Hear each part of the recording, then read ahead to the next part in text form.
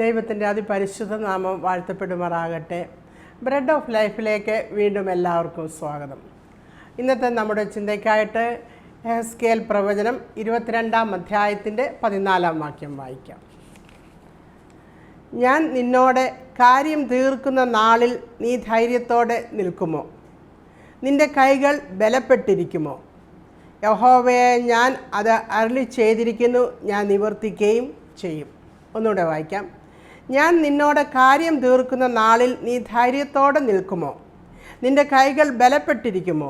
യഹോവയായ ഞാൻ അത് അരുളി ചെയ്തിരിക്കുന്നു, ഞാൻ നിവർത്തിക്കുകയും ചെയ്യും. ദൈവത്തിൻ്റെ മാറ്റമില്ലാത്ത ഒരു വചനമാണ്, ഒരു അരുളപ്പാടാണ് ഇവിടെ പറഞ്ഞിരിക്കുന്നത്. യഹോവയായ ദൈവം എഹെസ്കേൽ പ്രവാചകനിൽ കൂടി ഇസ്രായേൽ മക്കളോട് സംസാരിക്കുകയാണ്. കർത്താവ് ഈ പറഞ്ഞ അരുളപ്പാടിൽ നമുക്ക് കാണുവാൻ കഴിയുന്നത്, കർത്താവ് കാര്യം തീർക്കുന്ന ഒരു സമയമുണ്ട്, നമ്മളിൽ കാര്യം തീർക്കുന്ന ഒരു സമയമുണ്ട്. ആ സമയത്ത് നാം ധൈര്യപ്പെട്ടിരിക്കുമോ എന്നാണ് ചോദിക്കുന്നത്. അല്ലെങ്കിൽ ആ സമയത്ത് നമ്മുടെ കൈകൾ ബലപ്പെട്ടിരിക്കുമോ എന്നാണ് കർത്താവ് ഇവിടെ ചോദിക്കുന്നത്. കർത്താവ് ഈ ചോദിക്കുന്ന കാര്യം അത് അങ്ങനെ തന്നെയാണ്. ആ അരുളപ്പാടിന് മാറ്റമില്ല. ഇസ്രായേൽ മക്കൾ യഹോവയായ ദൈവത്തെ തിരസ്കരിച്ച് എല്ലാ മ്ലേച്ഛതകളും പ്രവർത്തിച്ച് വിഗ്രഹങ്ങളെ ആരാധിച്ച് ദൈവത്തിൽ നിന്ന് അകന്നു മാറി ദൈവിക പ്രമാണത്തെ പുറകിൽ വലിച്ചെറിഞ്ഞതുകൊണ്ട് അവരെ ദൈവം ബാബിലോണിൽ പ്രവാസികളായിട്ട് അയച്ചു. അവിടെ ആയിരിക്കുമ്പോഴാണ് എഹെസ്കേൽ പ്രവാചകനിൽ കൂടി ദൈവം അവരോട് സംസാരിക്കുന്നത്. വീണ്ടും അവർ ദൈവത്തെ അനുസരിക്കാതെ ദൈവത്തിൻ്റെ സന്നിധിയിലേക്ക് തിരിഞ്ഞു വന്നില്ല എങ്കിൽ യെരുശലേമിനെ പൂർണ്ണമായി നശിപ്പിക്കുമെന്നൊക്കെ യഹോവയായ ദൈവം അവരോട് അരുളി ചെയ്യുന്നുണ്ട്. ദൈവം ഇതൊക്കെ അവരോട് പറയാനുള്ള കാരണം എന്താണ്? അവരോടുള്ള സ്നേഹത്തിൽ അവരുടെ പാപത്തെ ദൈവം ഓർമ്മപ്പെടുത്തി അവരെ റിപ്പൻറ്റ് ചെയ്ത് ദൈവസന്നിധിയിലേക്ക് അവർ തിരികെ വരേണ്ടതിനാണ് ദൈവം അവരോട് ഇതൊക്കെ പറയുന്നത്.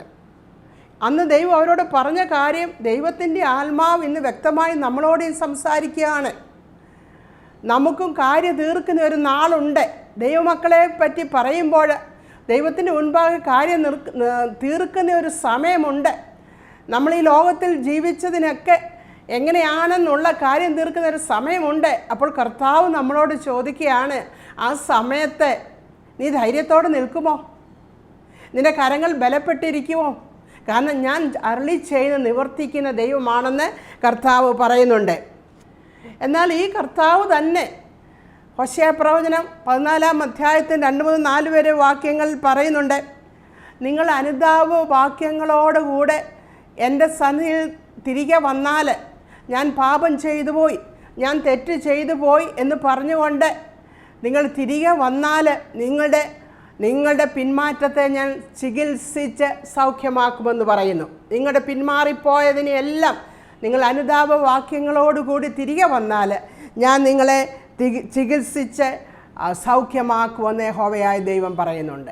അപ്പോൾ യഹോവയായ ദൈവം താൻ തിരഞ്ഞെടുക്കപ്പെട്ട മക്കളോട് പറയുകയാണ്, അല്ലെങ്കിൽ ഇന്ന് ദൈവമക്കളായ നമ്മളോട് പറയുകയാണ്, ഇതിൽ കൂടി എന്താണ് നിങ്ങൾ ചെയ്യേണ്ടത്? നിങ്ങളൊരു ആത്മപരിശോധന നടത്തുക. നിങ്ങൾ സ്വയം നിങ്ങളെ തന്നെ ഒന്ന് പരിശോധിക്കുക. ഏതിൻ്റെ വെളിച്ചത്തിൽ? ദൈവവചനത്തിൻ്റെ വെളിച്ചത്തിൽ നിങ്ങളെ തന്നെ ഒന്ന് പരിശോധിക്കുക. നിങ്ങൾ എങ്ങനെ ആയിരിക്കുന്നു? നിങ്ങളുടെ നടപ്പും നിങ്ങളുടെ പ്രവൃത്തികളും എല്ലാം എങ്ങനെ ആയിരിക്കുന്നു?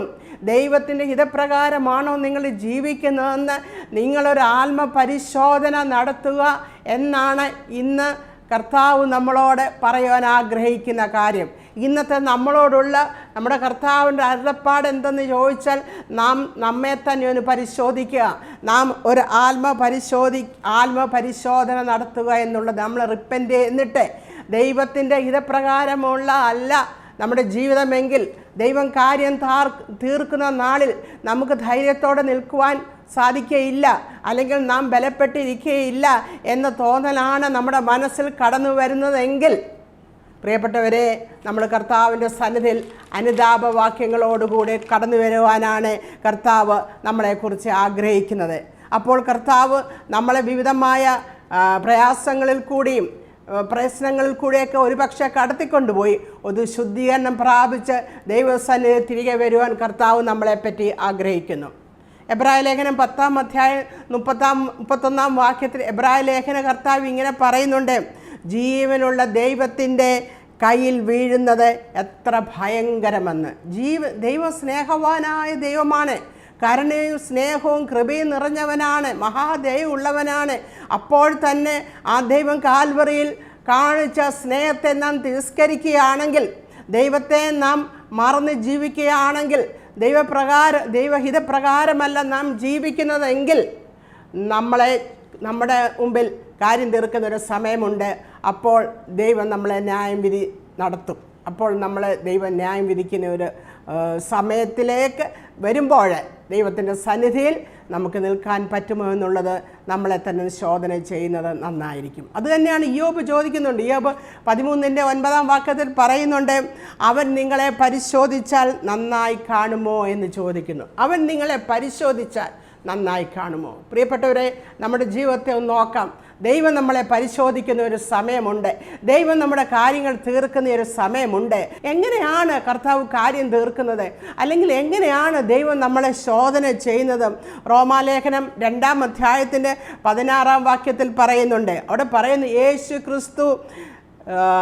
ദൈവം യേശു ക്രിസ്തു മുഖാന്തരം മനുഷ്യരുടെ രഹസ്യങ്ങളെ തൻ്റെ സുവിശേഷ പ്രകാരം ന്യായം വിധിക്കുന്നുവെന്ന്. നമ്മുടെ പിതാവായ ദൈവം യേശു ക്രിസ്തു മുഖാന്തരം നമ്മുടെ പ്രവൃത്തികളെ, നമ്മുടെ ചിന്തകളെ, നമ്മുടെ എല്ലാ രഹസ്യങ്ങളെയും, നമ്മുടെ ജീവിതത്തെ സുവിശേഷ പ്രകാരമാണ് നമ്മളെ ന്യായം വിധിക്കുന്നത്. ആദ്യകാലങ്ങളിൽ നമ്മൾ ദൈവത്തിന് ആദ്യം നോക്കും മനസ്സാക്ഷി യുഗം. അപ്പോൾ അവരെ ന്യായം അവർക്ക് പ്രമാണങ്ങളൊന്നും കൊടുത്തിരുന്നില്ല. അപ്പോൾ മനസ്സാക്ഷിയിൽ ദൈവം അവരുടെ മനസ്സാക്ഷിയിൽ കൂടി സംസാരിച്ചു കൊണ്ടിരുന്നു. ആ യുഗത്തിൽ ജീവിച്ചവരോട് ദൈവം അവരുടെ മനസ്സാക്ഷിയിൽ എന്ത് നല്ലതെന്ന് തോന്നിക്കുക അത് പ്രകാരം അവരെ ന്യായം വിധിക്കുമ്പോൾ, മോശയുടെ ന്യായപ്രമാണങ്ങൾ ലഭിച്ചവരെ ന്യായപ്രമാണപ്രകാരം ന്യായം വിധിക്കുമ്പോൾ, സുവിശേഷം ലഭിച്ച നമ്മളെ, ദൈവവചനം കർത്താവാകുന്ന സുവിശേഷം ലഭിച്ച നമ്മളെ സുവിശേഷ പ്രകാരമാണ് ദൈവം ന്യായം വിധിക്കുന്നത്. ദൈവത്തിൻ്റെ വചനപ്രകാരമാണ് ന്യായം വിധിക്കുന്നത്. അതുതന്നെ യോഹന്നാൻ്റെ സുവിശേഷം 12-ാം അധ്യായത്തിൻ്റെ 48-ാം വാക്യത്തിൽ കർത്താവ് തന്നെ പറയുന്നുണ്ട്, ഞാൻ പറയുന്ന വചനത്തെ തള്ളിക്കളയുന്നവനെ ഞാനും തള്ളിക്കളയും. ഞാൻ നിങ്ങളോട് പറഞ്ഞ വചനം തന്നെ ഒടുക്കത്തെ നാളിൽ നിങ്ങളെ ന്യായം വിധിക്കുമെന്ന്. അങ്ങനെയാണ് കർത്താവ് പറയുന്നത്. യോഹന്നാൻ 12:48. എൻ്റെ വചനം കൈക്കൊള്ളാതെ എന്നെ തള്ളിക്കളയുന്നവനെ ന്യായം വിധിക്കുന്നവനുണ്ട്. ഞാൻ സംസാരിച്ച വചനം തന്നെ ഒടുക്കത്തെ നാളിൽ അവനെ ന്യായം വിധിക്കും. ഇവിടെ പറയുന്നത്, ഞാൻ സംസാരിച്ച വചനം തന്നെ ഒടുക്കത്തെ നാളിൽ അവനെ ന്യായം വിധിക്കുമെന്ന്. ആ വചനം ഒരു പ്ലം ലൈൻ പോലെ, ഒരു തൂക്കുകട്ട പോലെ, ആ പ്ലം ലൈൻ ആകുന്ന ദൈവവചനമാകുന്ന പ്ലം ലൈൻ വെച്ചുകൊണ്ടാണ് ദൈവം നമ്മളെ ന്യായം വിധിക്കുന്നത്. നമ്മൾ ഓർക്കണം. ദൈവം നമ്മളെ ന്യായം വിധിക്കും. ദൈവത്തിന് ആരെ വേണമെങ്കിലും സാക്ഷികളായിട്ട് നിർത്താം.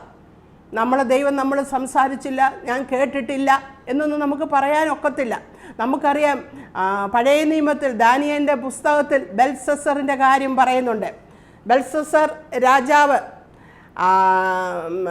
ആ രാജാവ് എന്തു ചെയ്തു? ബെൽസസർ രാജാവ് യെരുശലേം ദേവാലയത്തിലെ പൊന്നും വെള്ളിയും കൊണ്ടൊക്കെ ഉണ്ടാക്കിയ പാത്രങ്ങൾ എടുത്തുകൊണ്ട് അതിൻ്റെ അകത്തെ വീഞ്ഞു കുടിച്ചു. രാജാവും മഹത്തുക്കളും രാജാവിൻ്റെ ഭാര്യമാരും വെപ്പാട്ടികളുമെല്ലാം യെരുശലേം ദേവാലയത്തിൽ നിന്ന് കൊണ്ടുവന്ന പൊൻപാത്രങ്ങളിൽ വീഞ്ഞു കുടിച്ചുകൊണ്ട് അവരെ വെള്ളി വിഗ്രഹം കൊണ്ടുണ്ടാക്കിയ, പൊന്നും വെള്ളിയും താമ്രവും മരവും കൊണ്ടൊക്കെ ഉണ്ടാക്കിയ, കല്ലും കൊണ്ടൊക്കെ ഉണ്ടാക്കിയ വിഗ്രഹങ്ങളെ അവർ നമസ്കരിച്ചു. യെരുശലേം ദേവാലയത്തിലെ പൊൻപാത്രങ്ങൾ കൊണ്ടുവന്ന് വീഞ്ഞു കുടിച്ചുകൊണ്ട് അവരുണ്ടാക്കിയ വിഗ്രഹങ്ങളെ അവർ നമസ്കരിച്ചപ്പോൾ ദൈവത്തിൻ്റെ ന്യായവിധി അവിടെ വന്നു. ദൈവത്തിൻ്റെ ന്യായവിധി വന്നു. നമുക്ക് ആ കഥ അറിയാം. ആ ചുവരിന്മേൽ രാജാവിൻ്റെ മഹത്തുക്കളും ഇരിക്കുന്ന ചുവരിന്മേൽ ഒരു കൈ എഴുത്ത് അവിടെ വന്നു. അവിടെ എഴുതിയിരിക്കുന്ന കണ്ടു. ഒരു വിരലുകൾ അവിടെ ഭിത്തിമേൽ എഴുതുന്നത് അവർ കണ്ടു. രാജാവിന് സംഭ്രമം പിടിച്ചുപോയി. ഇവിടെ എഴുതിയിരിക്കുന്നത്, രാജാവ് പരവശനായി അവൻ്റെ അരയുടെ ഏപ്പ് അഴിഞ്ഞു കാൽമുട്ടുകൾ ആടിപ്പോയി രാജാവ് ഉറക്കെ വിളിച്ചു. രാജാവ് അവരിങ്ങനെ ആനന്ദിച്ചുകൊണ്ടിരിക്കുമ്പോൾ ദേവാലയത്തിലെ പാത്രങ്ങളിലാണ് ഇതെല്ലാം അവർ മദ്യം കുടിക്കുന്നത്. അപ്പോൾ ദൈവത്തിൻ്റെ ന്യായവിധി അവിടെ വന്നു. ബെൽസസർ രാജാവിൻ്റെ പിതാവ് നെബൂഖദ്നേസർ രാജാവ് ദൈവം ശിക്ഷിച്ച് അവൻ അഹങ്കാരം നിറഞ്ഞവനായിരുന്നപ്പോൾ ദൈവം നെബൂഖദ്നേസർ രാജാവിനെ താഴ്ത്തി ഒരു മൃഗത്തെ പോലെ പുല്ല് തിന്നുന്നവനായി നെബൂഖദ്നേസർ രാജാവ് തീർന്നു. എന്നാൽ ആ രാജാവിന് വന്ന വീഴ്ച കണ്ട് മകനായ ബെൽസസ് തൻ്റെ ഹൃദയത്തെ താഴ്ത്തുകയോ ദൈവസന്നിധിയിൽ താഴുകയോ ചെയ്യാതെ വീണ്ടും ദൈവത്തെ കോപിപ്പിക്കുന്ന തരത്തിൽ യെരൂശലേം ദേവാലയത്തിലെ പാത്രങ്ങൾ മലിനമാക്കി. അപ്പോൾ ദൈവത്തിൻ്റെ ന്യായവിധി അവിടെ വന്നു. ആ ചുവരിന്മേൽ എഴുതിയിരിക്കുന്നത് കണ്ട് എന്താണ് കണ്ടത്? നമുക്ക് ദാനിയേലിൻ്റെ പുസ്തകം 5-ാം അധ്യായത്തിൻ്റെ 25-ാം വാക്യത്തിൽ കാണാം. അവിടെ ഒരു എഴുത്ത് വന്നു ചുവരിന്മേൽ, മെനെ മെനെ തെക്കൽ ഊഫർ സെയിൻ എന്നൊരു എഴുത്ത് വന്നു. അതിൻ്റെ അർത്ഥം ഇങ്ങനെയാണ്: ദൈവം നിൻ്റെ രാജ്യത്വം എണ്ണി രാജ്യത്വത്തിന് ഒരു അവസാനം, ഒരു അന്ത്യം വെച്ചിരിക്കുന്നു. നിന്നെ തുലാസിൽ തൂക്കി നോക്കി നിന്നെ കുറവുള്ളവനായി കണ്ടു. നിൻ്റെ രാജ്യത്തെ വിഭാഗിച്ച് ഞാൻ മേദ്യർക്കും പാർസ്യർക്കും കൊടുത്തിരിക്കുന്നുവെന്ന്. ദൈവത്തിൻ്റെ ന്യായവിധി. അവൻ ദൈവത്തോട് പാപം ചെയ്തപ്പോൾ ദൈവത്തിൻ്റെ ന്യായവിധി അവിടെ വന്നു. അന്ന് രാത്രി തന്നെ ബെൽസസറിൻ്റെ അന്ത്യമുണ്ടായി. അപ്പോൾ അതാണ് എബ്രായ ലേഖന കർത്താവ് പറഞ്ഞത്, ജീവനുള്ള ദൈവത്തിൻ്റെ കയ്യിൽ വീഴുന്നത് എത്ര ഭയങ്കരമെന്ന്. എന്നാൽ പ്രിയപ്പെട്ടവരെ, ഈ കൃപായുഗത്തിൽ ജീവിക്കുന്നവരായ നാം ദൈവത്തിൻ്റെ ദയയും ദൈവത്തിൻ്റെ കരുണയും സ്നേഹമൊക്കെയാണ് ഇങ്ങനെയുള്ള വചനങ്ങൾ കേൾക്കുവാൻ ദൈവം നമുക്ക് അവസരങ്ങൾ തരുന്നത്. ദൈവത്തിൻ്റെ കരുണയാലും ദൈവത്തിൻ്റെ ക്ഷമയാലും നമ്മളോടുള്ള സ്നേഹത്താലും നമ്മൾ തിരിഞ്ഞ് മാനസാന്തരപ്പെട്ട് നമ്മുടെ ജീവിതത്തെ പരിശോധിച്ച് ദൈവത്തിൻ്റെ വചനപ്രകാരമല്ല നമ്മുടെ ജീവിതം മുന്നോട്ട് പോകുന്നതെങ്കിൽ മാനസാന്തരപ്പെട്ട് ദൈവത്തിലേക്ക് തിരിയുവാൻ ദൈവം നമ്മിൽ നിന്ന് ആഗ്രഹിക്കുന്നു. കാരണം അവൻ നമ്മുടെ ഏത് പാപമായാലും നാം ചെയ്തു പോയി എന്ന് പറയുമ്പോൾ അവൻ ക്ഷമിക്കുന്നവനും ക്ഷമിച്ച് വയ്ക്കുവാൻ തക്കവണ്ണം നമ്മുടെ കർത്താവ് മനസ്സലിയുള്ളവനാണ്. റോമാലേഖനത്തിൽ പൗലോസ് അപ്പോസ്തലൻ ഇങ്ങനെ പറയുന്നുണ്ട്. റോമാലേഖനം 2-ാം അധ്യായത്തിൻ്റെ 4-5 വാക്യത്തിൽ പൗലോസ് ഇങ്ങനെ പറയുന്നുണ്ട്: ദൈവത്തിൻ്റെ ദയ നിന്നെ മാനസാന്തരത്തിലേക്ക് നടത്തുന്നു എന്നറിയാതെ. ദൈവത്തിൻ്റെ ദയ, അതായത് പല കാര്യങ്ങളും പലപ്പോഴായി കർത്താവിൻ്റെ വചനത്തിൽ നിന്ന് നമ്മൾ ഓർമ്മിപ്പിക്കുന്നത് നമ്മളെ മാനസാന്തരപ്പെടുവാൻ വേണ്ടി ദൈവം നമ്മളോട് കാണിക്കുന്ന ദയയാണ്. അപ്പോൾ ദൈവം നമ്മളോട് കാണിക്കുന്ന ദൈവം നമ്മളോട് കാണിക്കുന്ന ക്ഷമ, ദീർഘശാന്തി, എന്നിയുടെ ഐശ്വര്യം നിങ്ങൾ നിരസിക്കുന്നുവോ? എന്നാൽ ഇതൊക്കെ ദൈവം നമ്മളോട് കാണിക്കുന്നത് എന്തിനാ? നമ്മൾ തിരിഞ്ഞ് ദൈവത്തെങ്കിലേക്ക് വരുവാൻ. തെറ്റുകൾ പറ്റിയിട്ടുണ്ടെങ്കിൽ കർത്താവിൻ്റെ സ്ഥലത്ത് തിരിഞ്ഞു വരുവാൻ വേണ്ടി ദൈവത്തിൻ്റെ ദയയും ക്ഷമയൊക്കെ നമ്മളോട് കാണിക്കുകയാണ്. എന്നാൽ അവിടെ എഴുതിയിരിക്കുന്നത്, നിൻ്റെ കാഠിന്യത്താലും അനുതാപമില്ലാത്ത ഹൃദയത്താലും നീ ദൈവത്തിൻ്റെ നീതിയുള്ള വിധി വെളിപ്പെടുന്നത് കോപ ദിവസത്തേക്ക് നിനക്ക് തന്നെ കോപം ചരുതിച്ചു വെക്കുന്നു. ദൈവത്തിൻ്റെ ദയയും ദൈവത്തിൻ്റെ ക്ഷമയും ദീർഘശാന്തിയൊക്കെ നാം തള്ളിക്കളഞ്ഞുകൊണ്ട് നമ്മുടെ ഹൃദയത്തെ കഠിനമാക്കിക്കൊണ്ട് നാം മനം തിരിയാതെ ഇരിക്കുന്നുവെങ്കിൽ ദൈവത്തിൻ്റെ കോപ ദിവസത്തേക്ക് നമുക്ക് തന്നെ നാം കോപം ചരുതിച്ചു വെക്കുകയാണ്. നമുക്ക് തന്നെ ദൈവകോപം നമ്മളിൽ വരുവാൻ വേണ്ടി നാം അവസരം കൊടുക്കുകയാണ് ചെയ്യുന്നതെന്നാണ് ഇവിടെ എഴുതിയിരിക്കുന്നത്. അപ്പോൾ നമ്മൾ ഓർക്കണം, നമ്മുടെ കഠിന ഹൃദയമെല്ലാം മാറ്റി മനസ്താപമില്ലാത്ത ഹൃദയം മാറ്റി ഒരു മനസ്താപവും അനുതാപമുള്ള ഹൃദയം നമുക്ക് വരുവാൻ കർത്താവ് നമ്മളിൽ നിന്ന് ആഗ്രഹിക്കുന്നു. അപ്പോൾ നമുക്ക് നോക്കാം, നമ്മുടെ കുറിവാക്യത്തിൽ പറയുന്നത് കണക്ക് തീർക്കുന്ന സമയത്ത് നാം ധൈര്യപ്പെട്ടിരിക്കുന്നുവോ എന്നാണ്. ദൈവം കണക്ക് തീർക്കുന്ന നാളിൽ. അപ്പോൾ എന്തെല്ലാം കാര്യങ്ങളിലാണ് ദൈവം കണക്ക് തീർക്കുന്ന, നമുക്ക് ചില കാര്യങ്ങൾ മാത്രം നമുക്കിന്ന് ചിന്തിക്കാം. ഒന്നാമതായിട്ട് ദൈവം കണക്ക് തീർക്കുന്ന കാര്യങ്ങൾ, ഒന്നാമതായിട്ട് നമ്മുടെ ആലോചനകൾ, നമ്മുടെ ഹൃദയത്തിലെ വിചാരങ്ങൾ. അത് ദൈവസന്നിധി നേരുള്ളതല്ല എങ്കിൽ, നമ്മുടെ ഹൃദയത്തിലെ ചിന്തകൾ ദൈവത്തിൻ്റെ വചനപ്രകാരം നോക്കുമ്പോൾ അത് ശുദ്ധിയുള്ളതല്ലെങ്കിൽ, അത് നേരുള്ളതല്ലെങ്കിൽ, അത് പാപം നിറഞ്ഞതാണെങ്കിൽ ദൈവം മുൻപാകെ നാം കണക്ക് ചോദിക്കേണ്ടതായിട്ട് വരും. നമുക്ക് 1 കൊരിന്ത്യർക്ക് എഴുതിയ ലേഖനം 4-ാം അധ്യായത്തിൻ്റെ 5-ാം വാക്യത്തിൽ അതിനെപ്പറ്റി പറയുന്നുണ്ട്. 1 കൊരിന്ത്യർ 4-ന്റെ 5-ാം വാക്യത്തിൽ അതിങ്ങനെയാണ് അവിടെ പറയുന്നത്: ആകയാൽ കർത്താവ് വരുവോളം സമയത്തിന് മുൻപേ ഒന്നും വിധിക്കരുത്. അവൻ ഇരുട്ടിൽ മറഞ്ഞിരിക്കുന്നത് വെളിച്ചത്താക്കി ഹൃദയങ്ങളുടെ ആലോചനകളെ വെളിപ്പെടുത്തും. അന്ന് ഓരോരുത്തരുടെ ദൈവത്തിങ്കിൽ നിന്ന് പുകഴ്ച ഉണ്ടാകും. അപ്പോൾ കാര്യം തീർക്കുന്ന നാളിൽ ഏത് കാര്യം? ഒന്നാമത് നമ്മുടെ ഹൃദയ ചിന്തകൾ, നമ്മുടെ ഹൃദയ വിചാരങ്ങൾ. ഇവിടെ എഴുതിയിരിക്കുന്നത് അവൻ ഇരുട്ടിൽ മറഞ്ഞിരിക്കുന്നത് വെളിപ്പെടുത്തി ഹൃദയങ്ങളുടെ ആലോചനകളെ വെളിപ്പെടുത്തും. എപ്പോഴാണ്? കർത്താവിൻ്റെ സമയത്ത്. കർത്താവ് ഇവിടെ എഴുതി, ആകയാൽ കർത്താവ് വരുവോളം സമയത്തിന് മുമ്പേ ഒന്നും വിധിക്കരുത്.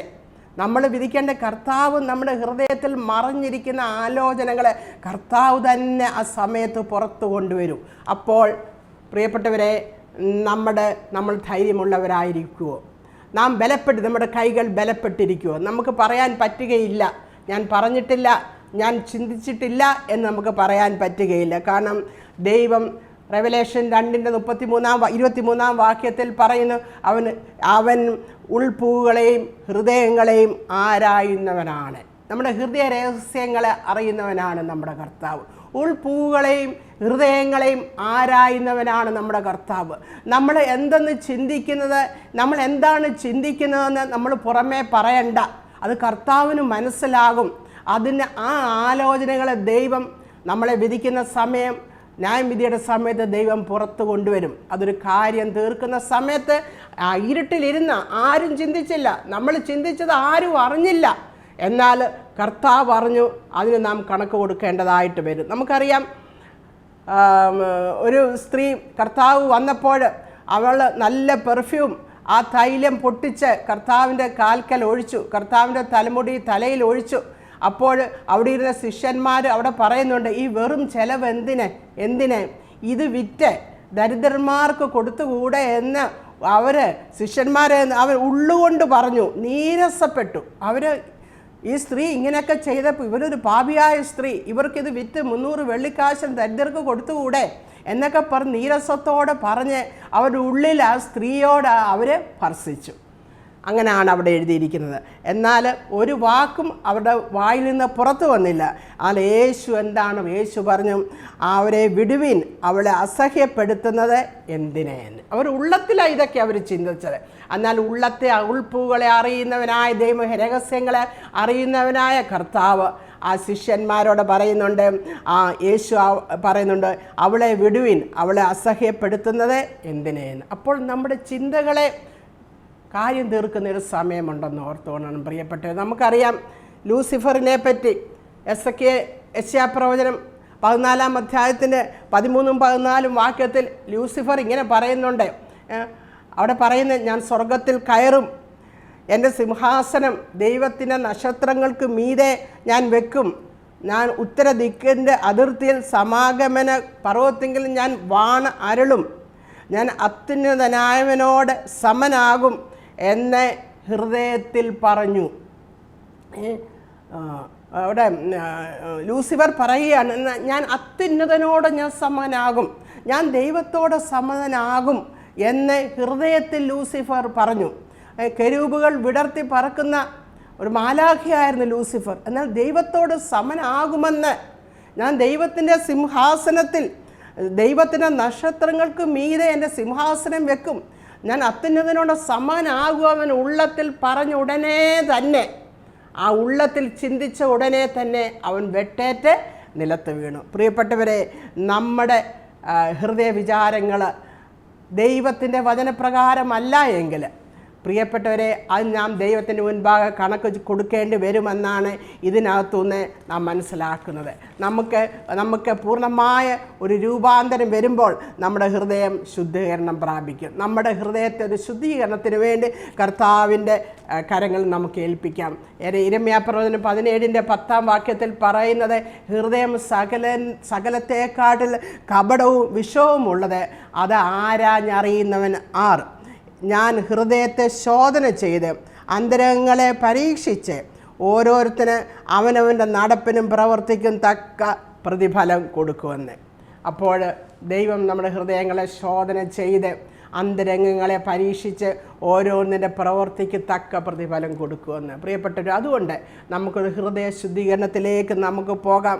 മറ്റുള്ളവരെ പറ്റി മോശമായിട്ടുള്ള കാര്യങ്ങൾ ചിന്തിച്ച് പലതും പറഞ്ഞുണ്ടാക്കി ഇങ്ങനെയൊക്കെ ചെയ്യുന്ന സ്വഭാവങ്ങൾ നമുക്കുണ്ടെങ്കിൽ അതിൽ നിന്നെല്ലാം വിട്ടുമാറണം. കാരണം ദൈവവചനം പറയുന്ന കാര്യം ഹൃദയത്തിൻ്റെ ആലോചനകൾ വെളിപ്പെടുത്തി അതിനെ കാര്യം തീർക്കുന്ന ഒരു സമയമുണ്ട്.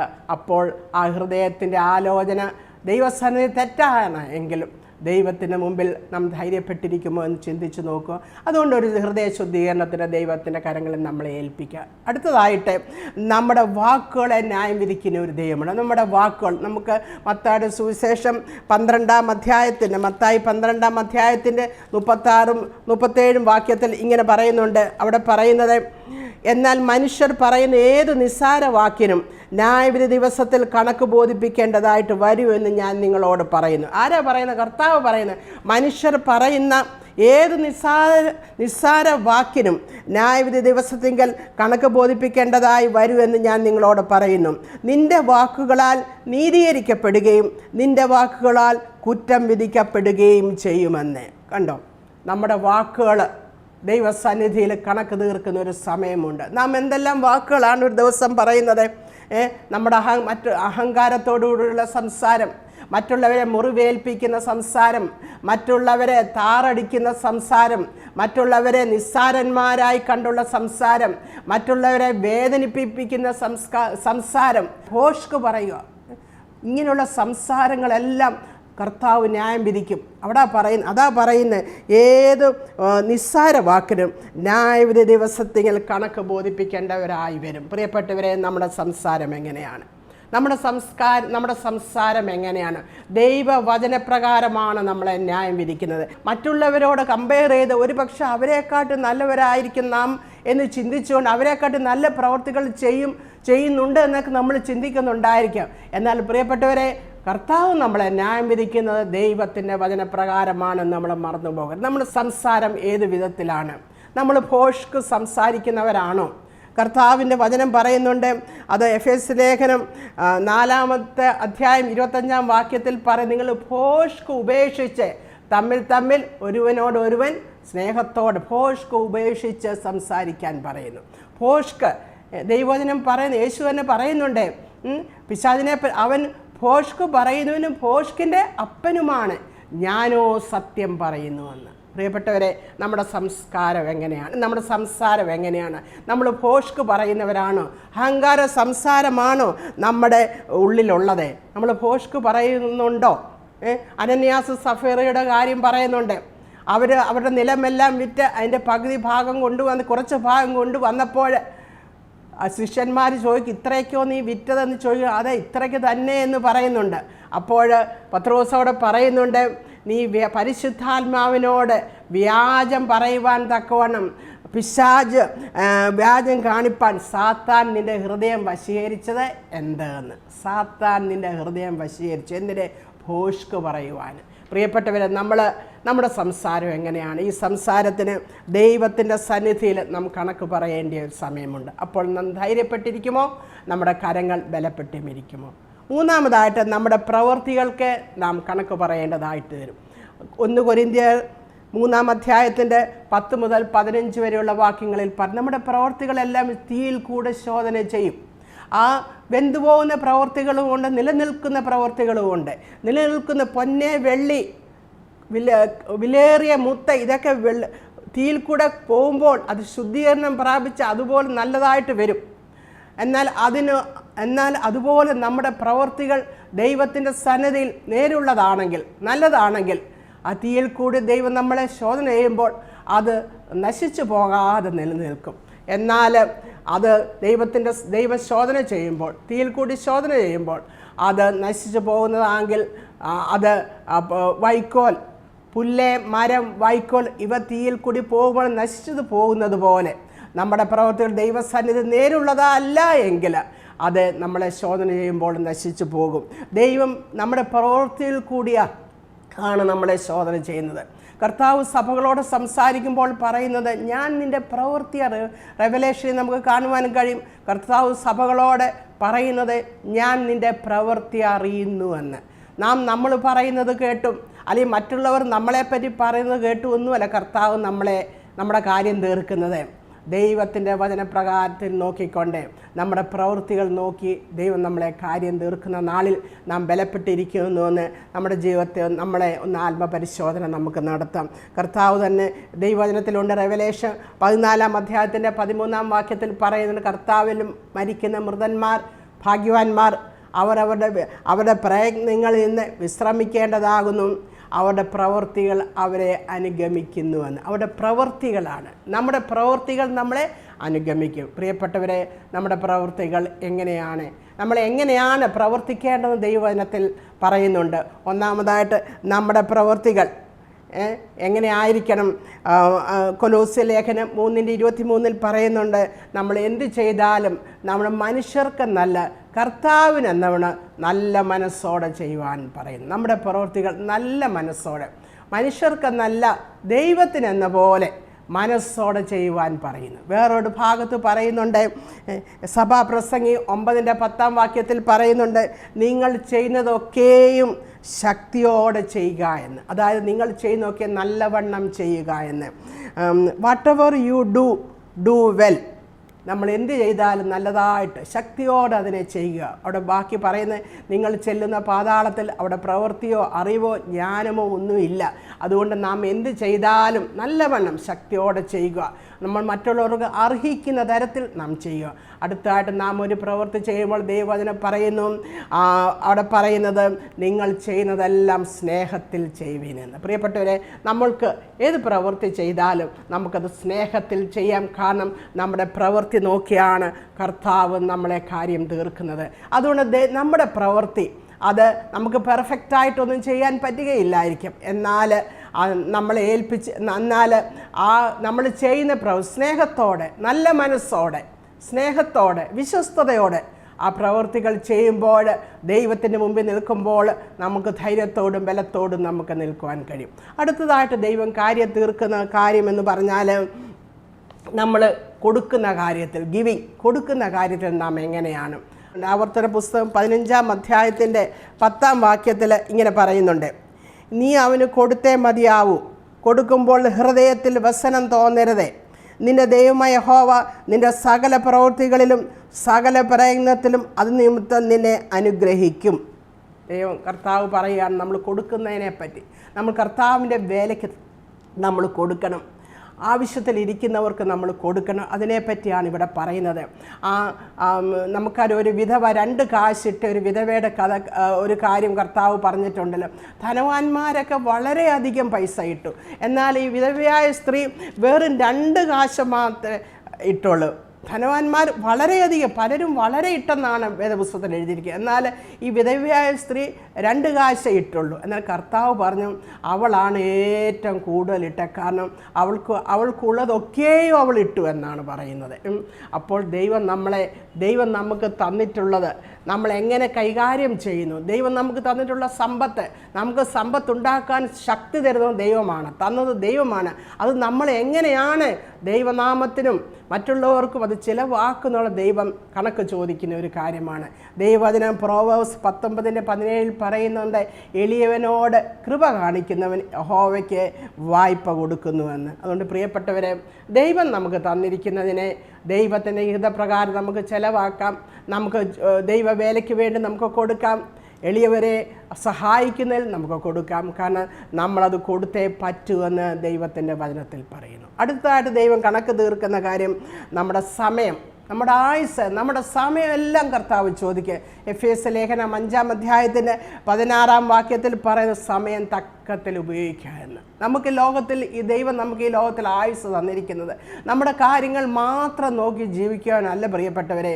നമ്മുടെ ദൈവനാമഹത്വത്തിന് വേണ്ടിയും മറ്റുള്ളവർക്ക് വേണ്ടി നമ്മൾ അനുഗ്രഹകരമായിരിക്കും, നമ്മൾ മറ്റുള്ളവർക്കൊരു അനുഗ്രഹമായിരിക്കണം. അതിനുവേണ്ടി നമ്മുടെ ജീവിതത്തെ നമുക്ക് ചെലവിടാം, നമ്മുടെ സമയം നമുക്ക് തക്കത്തിൽ നമുക്ക് ഉപയോഗിച്ചുകൊണ്ട് നമുക്ക് ജീവിക്കാം. അടുത്തതായിട്ട് ദൈവം കണക്ക് പറയുന്ന കാര്യമെന്ന് പറയുന്നത്, ദൈവം നമുക്ക് തന്നുള്ള താലന്തുകൾ, ദൈവം നമുക്ക് തന്നുള്ള കഴിവുകൾക്ക് ദൈവം കണക്ക് തീർക്കുന്ന ഒരു സമയമുണ്ട്. സ്വർഗരാജ്യത്തെ ദാസന്മാരുമായി യജമാനൻ കണക്ക് തീർക്കുന്നതിനെ പറ്റി അവിടെ പറയുന്നുണ്ട്. അവിടെ പറയുന്നുണ്ട് 5 താലന്ത് കൊടുത്ത ഒരാൾ, 2 താലന്ത് കൊടുത്ത ഒരാൾക്ക് 1 താലന്തേ കൊടുത്തുള്ളൂ. എന്നിട്ട് സമയമായപ്പോൾ യജമാനൻ കണക്ക് തീർക്കുവാൻ വന്നു. മത്തായിയുടെ സുവിശേഷം 25:19 ഇങ്ങനെയുണ്ട്: വളരെ കാലം കഴിഞ്ഞ ശേഷം ആ ദാസന്മാരുടെ യജമാനൻ വന്ന് അവരുമായി കണക്ക് തീർത്തു. താലന്തുകൾ കൊടുത്തിട്ട് പോയി, നല്ല കഴിവുകളൊക്കെ കൊടുത്തിട്ട് പോയി, പല കാര്യങ്ങളും കൊടുത്തിട്ട് പോയി.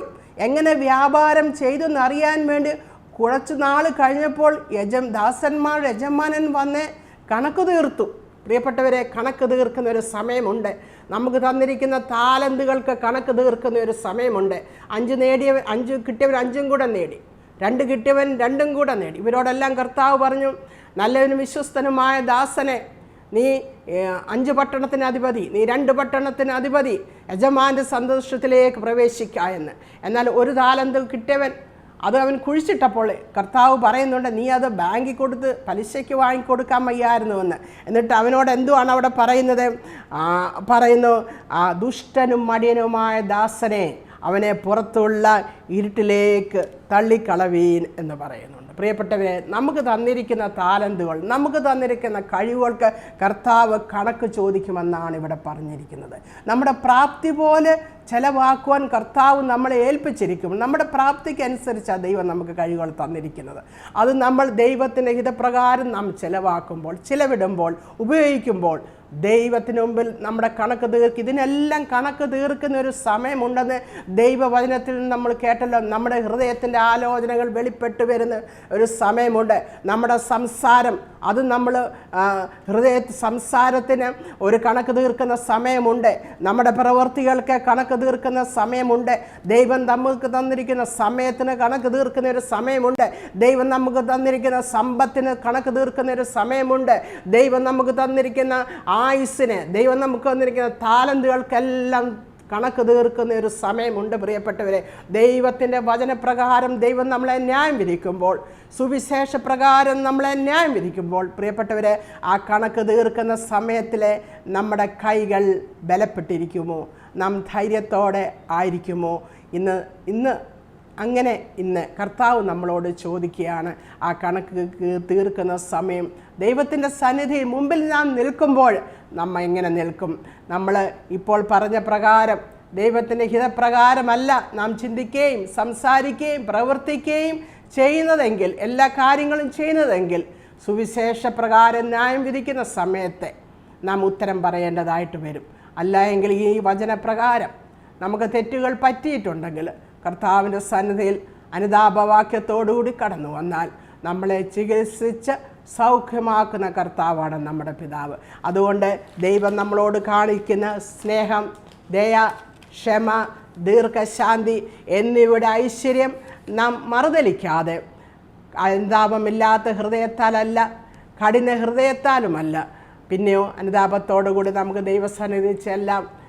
നമുക്ക് നമ്മളെ തന്നെ ദൈവകരങ്ങളിൽ സമർപ്പിക്കാം. ആ കണക്ക് തീർക്കുന്ന നാളിൽ കർത്താവെ, ഞാൻ ബലത്തോടെ ഇരിപ്പാൻ, ഞാൻ ധൈര്യത്തോടെ ഇരിപ്പാൻ കർത്താവെ എന്നെ സഹായിക്കണമെന്ന് നമുക്ക് പ്രാർത്ഥിക്കാം. ഈ വചനങ്ങളാൽ ദൈവം നമ്മളെ അനുഗ്രഹിക്കുമാറാകട്ടെ. ആമേൻ. നമുക്കൊരു നിമിഷം പ്രാർത്ഥിക്കാം.